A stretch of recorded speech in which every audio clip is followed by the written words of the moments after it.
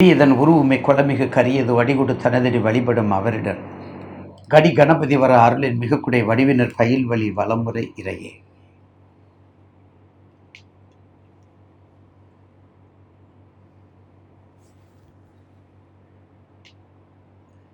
நிகழும் மங்களகரமான பராபவ வருடம் கற்க மாதம்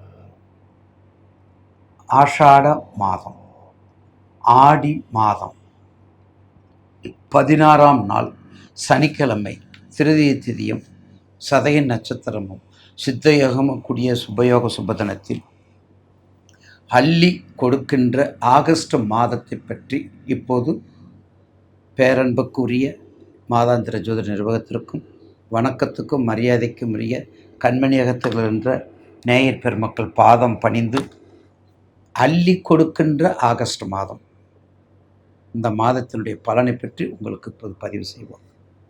அதற்கு முன்னதாக ஒரு சின்ன பதிவுகள். இந்த மாதத்தில் 6/8/2026 ஆடி கிருத்திகை, அடுத்தது 14/8 ஆடி பூரம், அடுத்தது 17/8 கருட பஞ்சமி. இந்த மாதத்தில் ஸ்பெஷலாக வருது. ஆடி மாதம் என்றாலே நம்ம எல்லோருக்கும் தெரியும். இந்த ஆடி மாதத்தில் ஆடி மாதம் வர்றதுனால தான், ஆடி ஆவணி வர்றதுனால தான் இந்த ஆகஸ்ட் மாதத்தை நம்ம அள்ளி கொடுக்கும் மாதமாக உங்களுக்கு நான் பதிவு செய்கிறேன். இந்த ஆகஸ்ட் மாதத்தில் நவக்கிரகங்கள் உங்களுக்கு என்னெல்லாம் செய்யப்படுறதை சுருக்கமாக அடக்கமாக இப்போது உங்களுக்கு பதிவு செய்வோம். வணக்கம். மேஷராசி நேயர்களுக்கு பொதுவாக வேகத்துக்கும் விவேகத்துக்கும் கோபத்துக்கும் தன் திறமையை வளர்த்து கொள்வதற்கும் எப்பேற்பட்ட காரியத்தையும் சாதிக்கக்கூடியவங்க தாங்க மேஷராசி நேயர்கள். மேஷராசிக்கு கண்டிப்பாக உங்கள் ராசிநாதன் இப்போது உங்கள் ராசிக்கு 2ல் செவ்வாய் தனகாரனாக இருக்கிறார். ராசிநாதன் தனகாரனாக இருக்கிறார். அப்போ ராசிநாதன் தனகாரனாக இருக்கும்போது முக்கியமாக உங்களுக்கு இந்த மாதத்தில் 7.5 சனிங்கிறத மறந்துடுங்க. 12 ராசிக்கு வரத்தான் செய்யும். இந்த மேசத்தில் இருக்கக்கூடிய இந்த உங்கள் மேச ராசிக்கு இந்த மாதத்தில் இருக்கக்கூடிய கிரகங்கள் ஆகஸ்டில் செவ்வாய், ராசிக்கு 3ல் புதன், சூரியன், குரு. ரொம்ப முக்கியமான இடம் உங்கள் 4ஆம் இடம். உங்கள் ராசிக்கு 4ஆம் இடம் சிவராஜ யோகத்தோடு இருக்கிறீங்க. நிச்சயமாக ஏதாவது ஒரு வழியில் உங்களுக்கு ஒரு நல்ல பலன் கிடைக்கும். அதுக்காக பெரிய பெரிய டாலர் கிடைக்கும், பெரிய பெரிய புதையல் கிடைக்கும்னு நான் சொல்ல மாட்டேன். சிவராஜ யோகம், குருவும் சூரியனும் குருவும் சேர்ந்து இருக்காங்க. ஒரு அற்புதமான அது ஒரு சேர்க்கை, நட்புக்குரிய சேர்க்கை, உயர்வுக்குரிய சேர்க்கை, நேர்மைக்குரிய சேர்க்கை, அதிகாரத்துக்குரிய சேர்க்கை, பொருளாதாரத்திற்குரிய சேர்க்கை. அப்போ இப்படிலாம் இருக்கும்போது நிச்சயமாக 5க்குரியவன் 4ல் இருக்கிறான். 4ல் உச்சம் பெற்ற குருவோடு சேர்ந்து 5க்குரிய கர்மாதிபதி உங்கள் ராசிக்கு கர்மாதிபதி. அதுதான் முக்கியம். பாயிண்ட் தாங்க இருக்கணும்.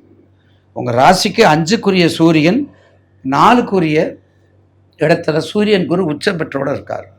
ஏற்கனவே அந்த ராசி கடகம். ஏற்கனவே நம்ம ஆடி மாதத்தை பற்றி நிறைய பேசியிருக்கிறோம்.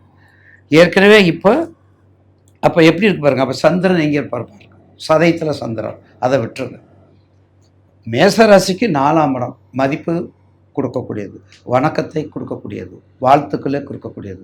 அப்போ நீங்கள் செய்யக்கூடிய தொழில், ப்ரமோஷன், ஆசிரியர், பொறியியல், ரியல் எஸ்டேட்டு, நிர்வாக சீர்திருத்தம், அரசியல் சம்மந்தப்பட்டது, நிலங்கள் சம்மந்தப்பட்டது, இதெல்லாம் நீங்கள் அதை பக்குவப்படுத்திட்டு கொஞ்சம் அகலக்கால் வைக்காம, அந்த அகலக்காலுங்கிற இடத்துல தான் 7.5 சனீஸ்வரர் வர்றாரு. மேஷராசி நேயர்களுக்கு நல்லா கேட்டுக்கோங்க. எப்போ உங்களுக்கு கவனமாக கேளுங்க. 12 ராசிக்காரங்களும் முதலாக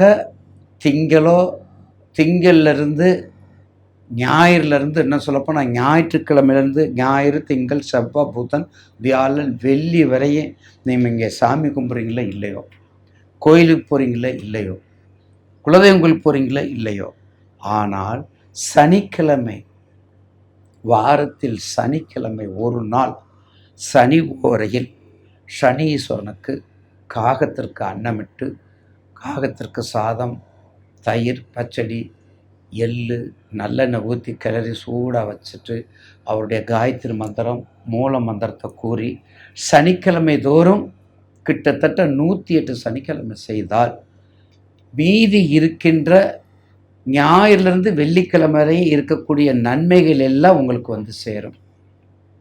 இது உண்மை, நிதர்சனமான உண்மை. அதே போல் சனிக்கிழமை எந்த கோயிலுக்கு போனாலும் மற்ற நாட்களோட சனிக்கிழமையில் போனால் அந்த கோயிலுடைய தாக்கங்கள்லாம் உங்களுக்கு அப்படியே பாசிட்டிவாக வரும். அதுவும் நிதர்சனமான உண்மை.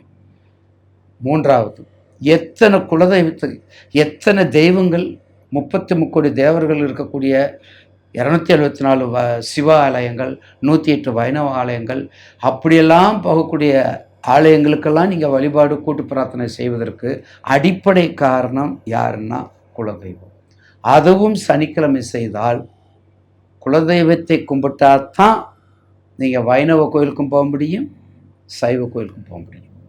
இந்த 3 பாயிண்ட்டை தயவுசெய்து 12 ராசிக்காரங்களும் மனசில் வச்சுக்கணும். அப்போ மேற்கொண்ட அதுக்காகத்தான் இந்த 3 மனசில் வச்சுக்கோங்க. மேச ராசிக்கு சந்திர திசையில் ராகு, கேது, சனி, இந்த புத்திகள் வரக்கூடாது. இந்த புத்திகள் அந்தரங்கள் வரக்கூடாது. அந்த நேரத்தில் கவனமாக இருக்க வேண்டும். அந்த நேரத்தில் கவனமாக இருக்க வேண்டும். அதே மாதிரி மேச ராசிக்கு 3க்கு 6க்குரிய புதன் திசையோ புதன் புத்தியோ வந்தாலும் கவனமாக இருக்க வேண்டும். 3க்கும் 6க்குரியவன் 8ல் இருந்தால் இல்லீகல் ப்ராப்ளம் தான் வரும். இது ரொம்ப முக்கியம். அதனால் உங்களுடைய ராசிநாதன் நல்லா இருக்கார், பயன்படுத்திக்கிற வேண்டியது உங்களுடைய பொறுப்பு. இதுதான் மேச ராசியினுடைய பலன். இந்த மாதத்திற்கு நல்ல பலனை கொடுக்கும். அதனால் நிச்சயமாக 7.5 சனிங்கன்னு பயப்பட வேண்டாம். 7.5 சனிங்கிறதுக்கு நீங்கள் பார்க்க வேண்டாம், உங்களுக்கு முழு விளக்கத்தை கொடுத்துருக்குறேன். அடுத்தது பிள்ளையார் வழிபாடு. கண்டிப்பாக பிள்ளையார் 7.5 சனி நடக்கிறவங்களாலும் சரி, அஷ்டமத்து சனி நடந்தாலும் சரி, பிள்ளையார் நல்லா கும்பிட்டுருக்காங்க. முழுமுதற் மூலவர், முழுமுதற் கடவுள் பிள்ளையார். அவர் நல்லா கும்பிட்டுருக்காங்க. பிள்ளையாரை கும்பிட்டுருக்காங்க. பிள்ளையாரை கும்பிடும்போது நமக்கு என்னென்ன தடங்கள், என்னென்ன தடைகள், என்னென்ன எதிரிகள், என்னென்ன விரோதத்தன்மை, அதை நினைத்து வழிபடுங்க. அப்படியே குலதெய்வம் பிள்ளையார் வழிபட்டு வரும்போது, ஆஞ்சநேயர்ட்டு வரும்போது, எனக்கு ஒரு வரத்தை கொடுங்கள், எனக்கு ஒரு வெற்றியை கொடுங்கள், எனக்கு ஒரு வாழ்க்கையில் உயர்வை கொடுங்கள், எனக்கு வாழ்க்கையில் ஜெயிப்பதற்கான ஒரு நல்ல வழியை காட்டுங்கள். சீதாதேவி ராமர் சீதாவை மட்டும் எப்படி காமிச்சிருக்கிறீங்களோ அதே மாதிரி எங்களுக்கு ஒரு நல்ல வழியை கொடுங்கள், எங்கள் குடும்பத்துக்கு குழப்படி இல்லாத கொடுங்கன்னு சொல்லி ராமச்சந்திரமூர்த்தி வேண்டிக்கிறேன். இது மேச ராசி, சிம்ம ராசி, கும்ப ராசிக்கு மிக மிக முக்கியம்.